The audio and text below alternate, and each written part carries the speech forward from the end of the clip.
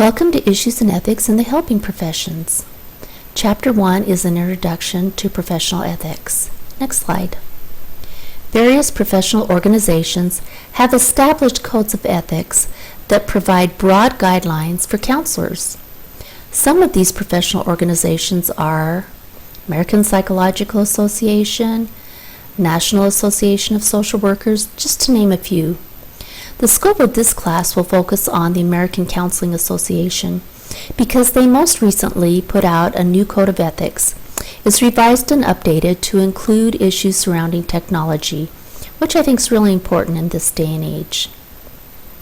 It is important to become familiar with the code of ethics for your specialization.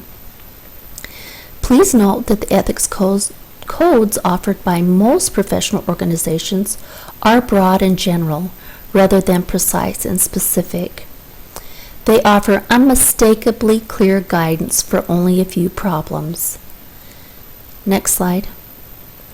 Your chapter brings up some problems a counselor may encounter when striving towards an ethical, responsible practice. I sit on an ethics committee, and it's become very clear that many issues that arise and many complaints that we get cannot be handled solely by ethics codes. Oftentimes, the codes of ethics lack clarity and precision. They can be pretty broad.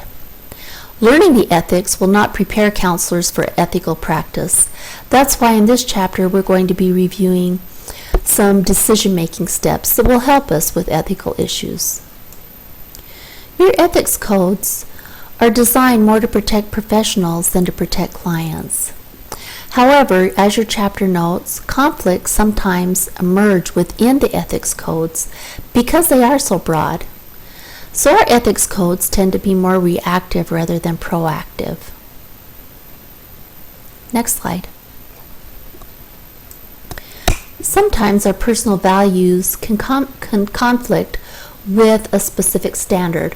We're going to talk about this in more detail in Chapter 3 because values are a really big part of our counseling practice. Codes sometimes may conflict with institutional policies and practices. An example of that might be do no harm to the client. However, what if you have a client who is in a treatment center and their insurance company has decided that it doesn't want to pay for any more services? However, you as the counselor think, wow, this guy's not ready to leave yet. I know if I could have just a little more time with him, he'd be more stable.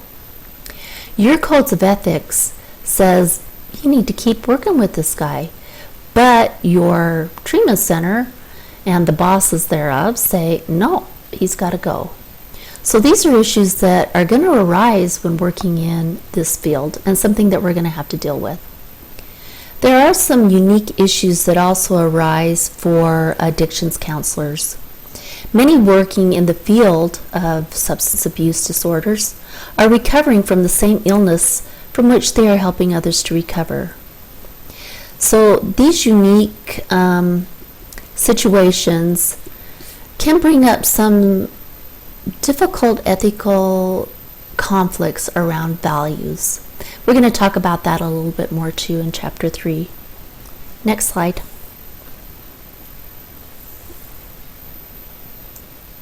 Remember that codes of ethics are not intended to remove all need for the use of judgment and ethical reasoning.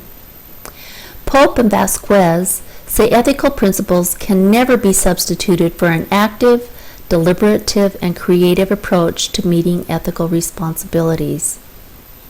The most difficult part of being an ethical counselor is having to make these decisions and then having to assume personal responsibility for the consequences of them.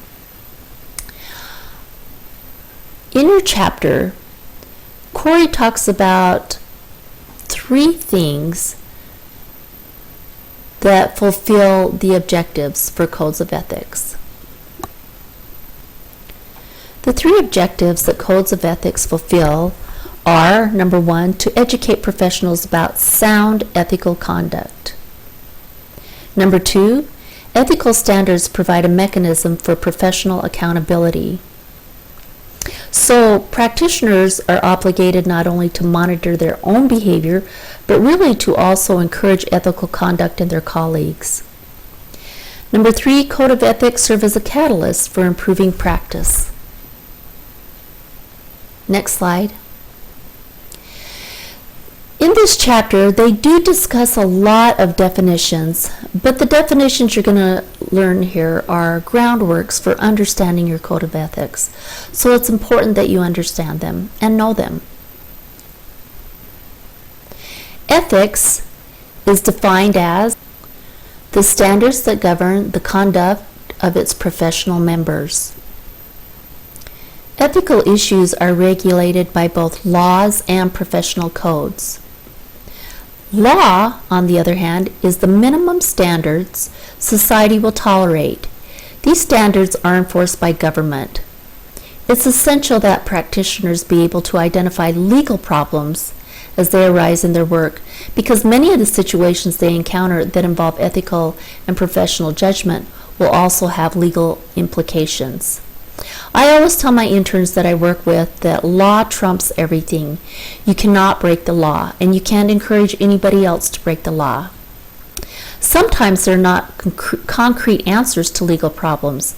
Therefore, some professionals increasingly limit their options of ways to work with clients out of a fear of possible lawsuit.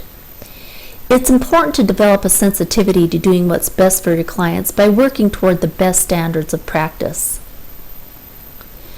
There may be times when laws conflict with ethical codes. An example of this might be like minors' confidentiality and parents' right to know. Guidance to this dilemma is provided by the American Psychological Association Code of Ethics that indicates psychologists should seek to resolve the conflict in a way that complies with the law and at the same time most nearly conforms to the code. I think that's a good guideline to follow. Next slide. Most professional organizations have ethics committees, elected or delegated bodies that oversee the conduct of members of the organization. Next. In your chapter, it gives some key terms that I think it's important that you know and understand. The first one is values. These are the beliefs and attitudes that provide direction to everyday living. Those attitudes and beliefs are going to be discussed in depth in Chapter 3 because they're such an integral part of the counseling process. At ethics, beliefs we hold about what constitute right conduct and morality, perspectives of right and proper conduct.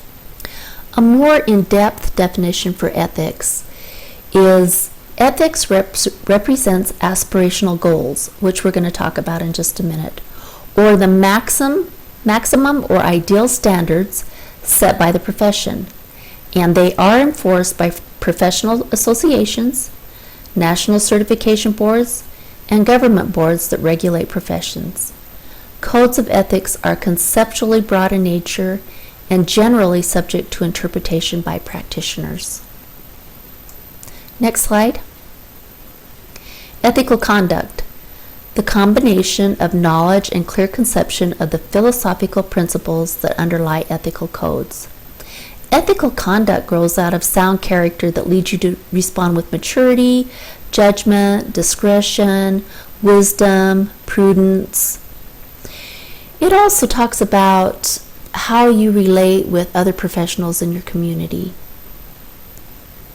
Community standards, or mores, vary on an interdisciplinary, theoretical, and geographical basis. We'll talk more about that also. There are a few different levels of ethical practice, and I want you to be very familiar with these. With mandatory ethics, that's when counselors merely act in compliance with minimal standards. This is just to prevent you from violating any ethical codes. Aspirational ethics, on the other hand, and those which I would hope that you would really strive for, is the highest standards of conduct to which professional counselors can aspire. Aspirational ethics entails an understanding of the spirit behind the code and the principles on which the code rests. If you understand that, then you can set your standards at a little bit higher level.